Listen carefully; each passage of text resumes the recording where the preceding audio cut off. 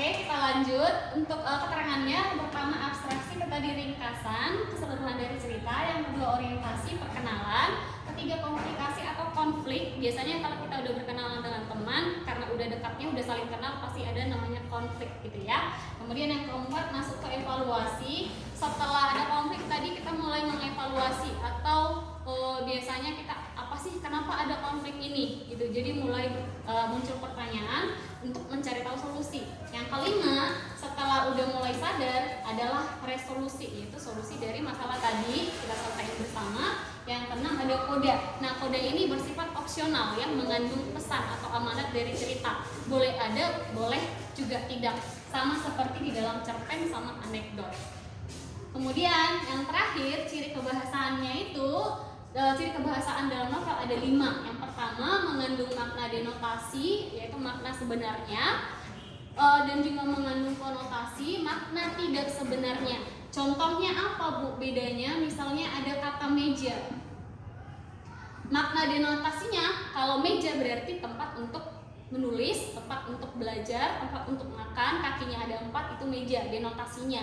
Tapi kalau makna konotasi, misalnya ada meja hijau, berarti maksudnya bukan tempat untuk makan lagi, bukan tempat untuk menulis, tetapi itu adalah pengadilan, di sidang gitu ya, di pengadilan negeri biasanya. Nah, itu konotasinya. Ketiga, bahasanya harus bersifat ekspresif dan sugestif. Kenapa harus sugestif, Bu? Supaya mampu menarik perhatian pembaca untuk menyelesaikan cerita tersebut. Jadi harus pemilihan bahasanya juga harus benar-benar diperhatiin. Yang keempat, plastis. Plastis itu artinya apa? Bukan operasi plastik ya, tapi mirip-mirip operasi plastik yang di Korea biasanya untuk menjadi lebih cantik gitu ya. Sama halnya di sini bersifat plastis, artinya harus bersifat indah.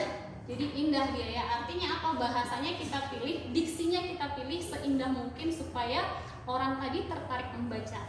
Yang terakhir, harus berusaha menarik dan menggugah nalar pembaca supaya keseluruhan cerita tersampaikan dengan baik kepada pembaca.